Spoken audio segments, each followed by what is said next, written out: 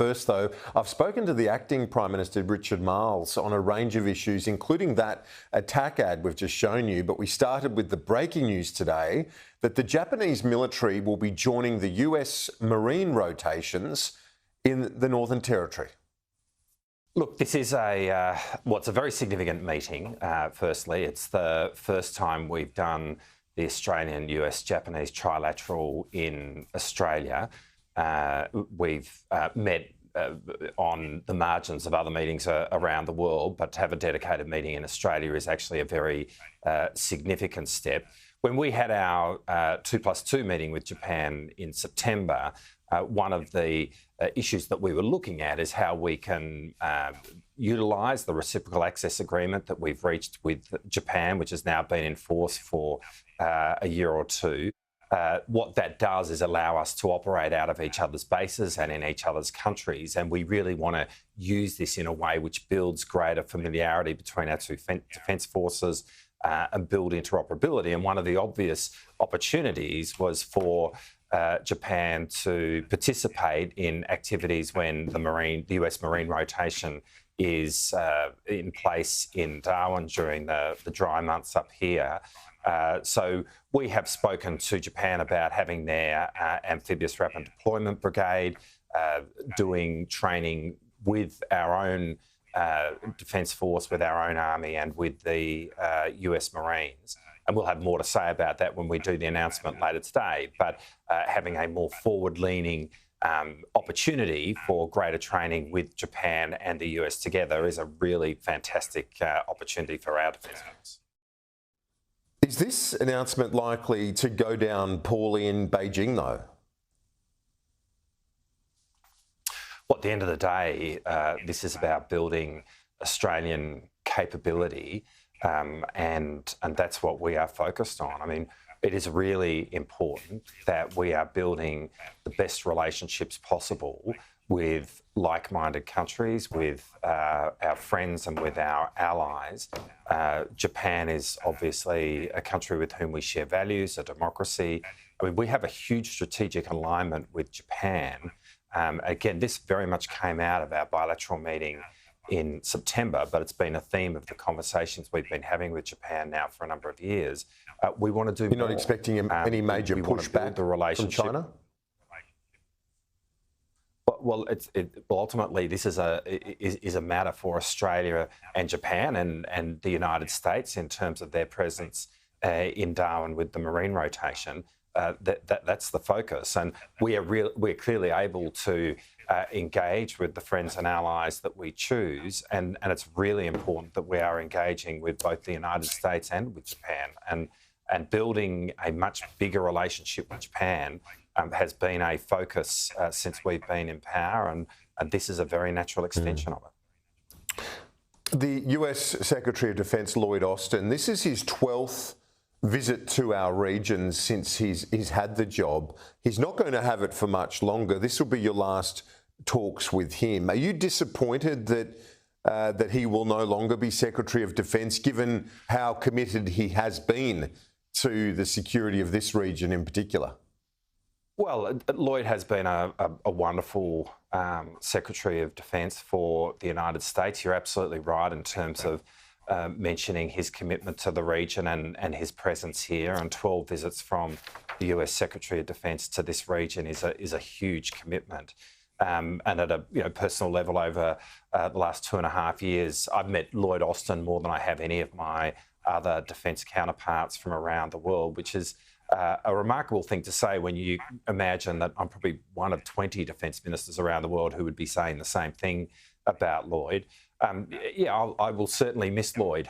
There's no doubt about that. But I'm also very mindful that the nature of politics around the world is that people are in these jobs for a certain period, and there's often change, and that's just part of the nature of democracy. And so there'll be a new relationship to build with Pete Hegseth, and we look forward to the opportunity of doing that. But Lloyd Austin has been an incredible servant for the United States. He's been a great friend for Australia at a personal level. He's been a really close friend, and I've got no doubt I'll stay in touch with Lloyd Austin into the future. So, yes, that's the nature of politics, but with that shift, are you Are you worried? Do you have any concern that the incoming Trump administration won't have the same sort of laser-like focus on this region, that it with its own message is America first?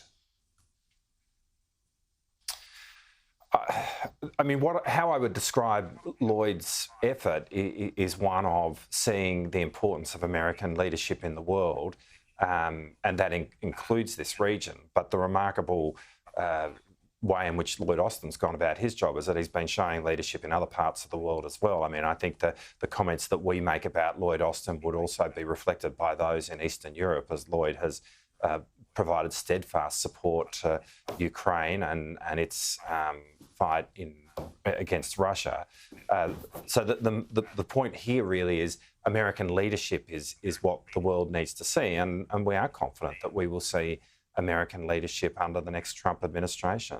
That's very much part of how President Trump has articulated his message, and that's what we will expect to see from that. And obviously we will be playing our part in talking with the Trump administration about the issues that are present in our part of the world, in the Indo-Pacific. But we have a sense of confidence that they're issues which are well understood by the incoming Trump administration. And as I've said to you previously, I look forward to the opportunity of building a relationship with the new US Secretary of Defence.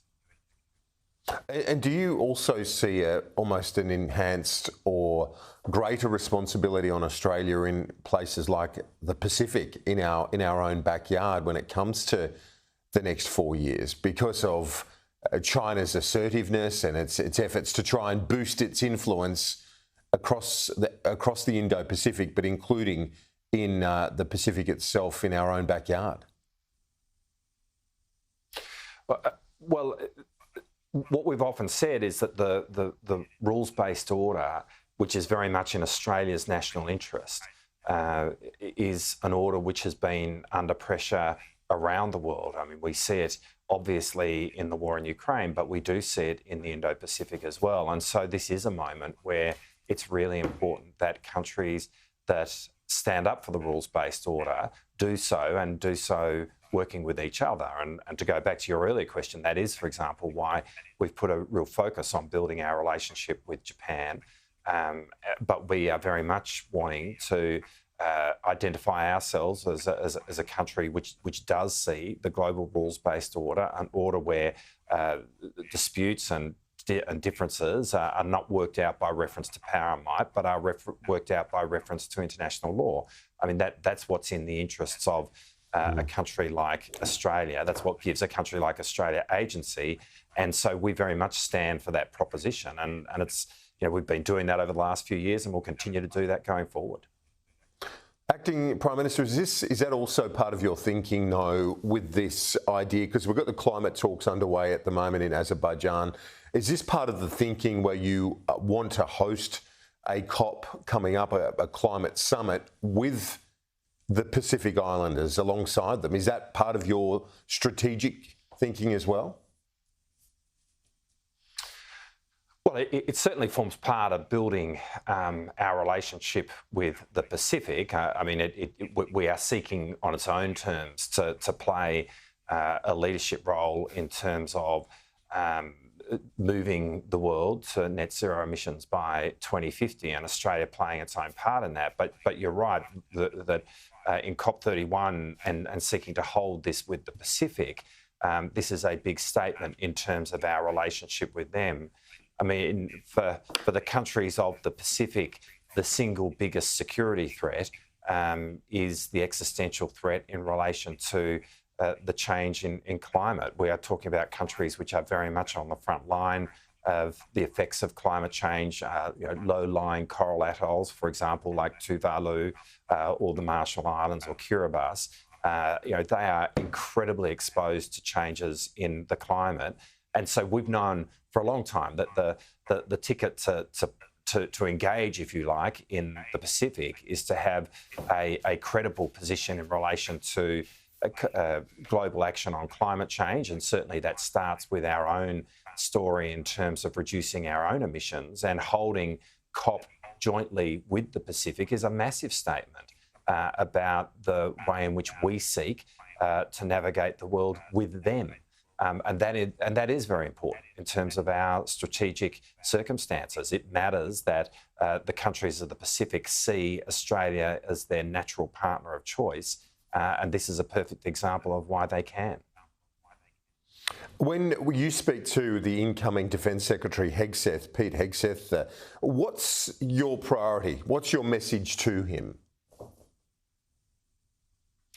Well, our message will be that American leadership matters, and the rules-based order around the world is really important to live in a world where, as I said earlier, differences can be determined through international law is the sort of world which provides for peace, stability and prosperity. It's also the sort of world which gives agency to a country of the size of Australia. I mean, if there is a world which is only determined by power and might, that doesn't leave a lot of space for most countries in the world and countries like Australia. And so the importance of American leadership, which has been there since the Second World War, is the message that I would give to any incoming Secretary of Defence or any new US administration. But as I said, we're confident that's a role that the President Trump and his administration will seek to play. On to Kevin Rudd. We spoke about it last week. It's continued to get some headlines. Are you comfortable with where things are at? Because I know you're trying to build relationships. The Prime Minister will be, and you need everything working in your favour. Are you comfortable, but that's still going to be a positive for Australia, for your efforts in that sense, having Mr. Rudd there? Look, I am, Kieran, and as I said to you before, Kevin has done an outstanding job in advocating on behalf of Australia as the ambassador of Australia to the United States. He's a person of very significant substance. He's as a former Prime Minister of Australia, he is taken very seriously in Washington and for that matter around the world, but he is taken very seriously in Washington. And that includes with people across the political spectrum, including Republicans. And so, Kevin is somebody who's got a long history, for example, in terms of understanding China. He has experience and wisdom, and that is something which has been sought by people across the political spectrum in the United States. So I think Kevin is well placed to advance our interests, to help us build relationships, and I'm really confident that he will be able to do that ably when the Trump administration is sworn in. The government, if we bring the focus back home, is pushing back on this issue of cost of living, launching an advertising campaign today, essentially. We played it to our viewers earlier, and it's saying it's really a negative one targeting Peter Dutton on cost of living. Is this a sign of things to come? Is it going to be a negative campaign from the government?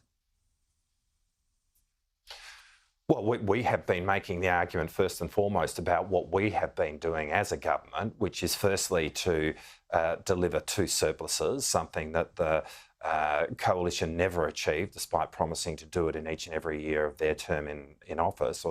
And that is the most important thing that we can do in terms of putting downward pressure on inflation. We need to be waging a war on inflation, and to the extent that we have spent money, it has been on cost of living relief. But it's also important for the Australian public to understand that when we've done that, by and large, we've been doing that in the face of the opposition of Peter Dutton and the Liberals. And had they had their way over the last 2.5 years, it is right that households would be something like $7,000 worse off in terms of the wage increases that would not be paid, the energy relief which would not be there, the tax cuts that would not be there. And Peter Dutton and the Liberals are going forward right now with a proposition of $315 billion worth of cuts to the budget. When you look at what that represents, we're talking about things like indexation of the age pension, increases in bulk billing.